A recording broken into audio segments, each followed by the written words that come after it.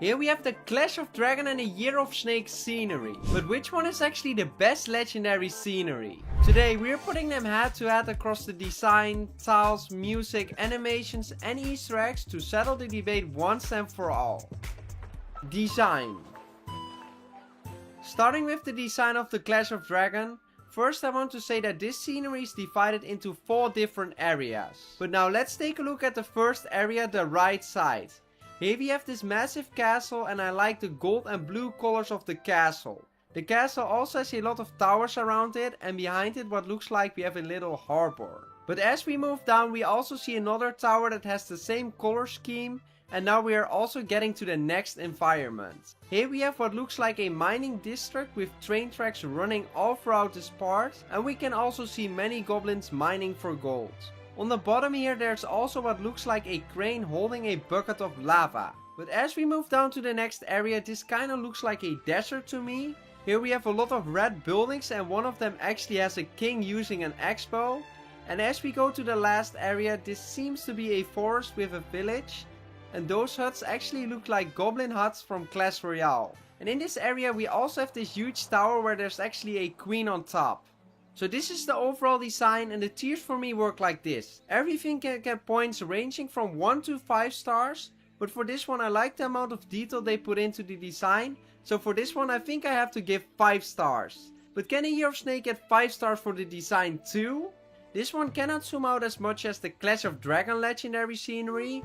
But for this one you can go all the way up and you can go really, and I mean really far down. It just keeps going and going. But for this one I love how the scenery has this dark theme and on top we have this huge snake with what looks like a bell inside. And as we go further up we can see some really cool temples and we can also see a snake statue on top of a mountain. All the way up right here I really like how we can see the depth with all those mountains and the sky. Now going to the middle of the scenery we have this entire wall around the scenery that looks broken in some parts. As we go down we have this golden snake.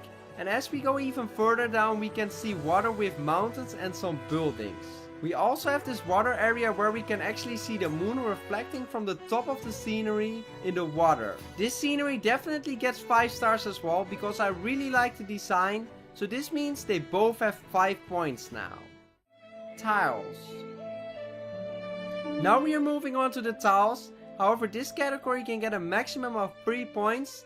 Because for me it's not that big as a deal as the design. Anyways, these dark green tiles are okay, but I think there are better custom tiles. So I'm giving it 2 stars, but it's still not bad.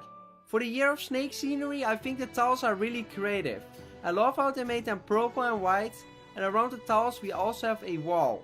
So this one gets 3 stars. Which means right now the Year of Snake is 1 star ahead of the Clash of Dragons.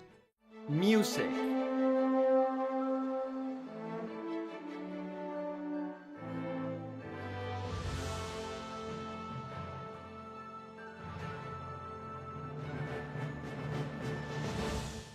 For the Clash of Dragon I think the music is amazing because it gives you the feeling of royalty. So this one gets 5 stars.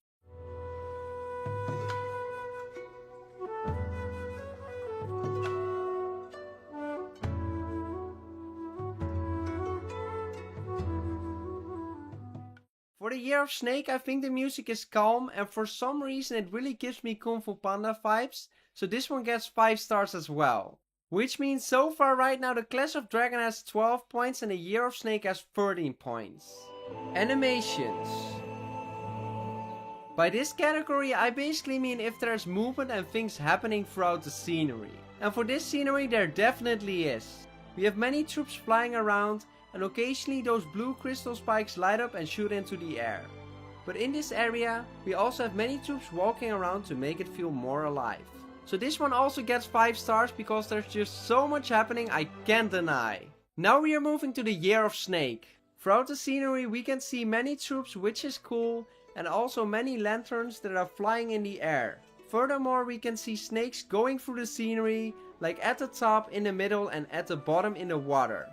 And lastly we can see fireworks in the scenery. But compared to the Clash of Dragon, in my opinion there's more going on, so unfortunately for the Year of Snake in this category I have to give 4 stars. So this means they both have 17 points, which means the last category is the most crucial one. Easter eggs.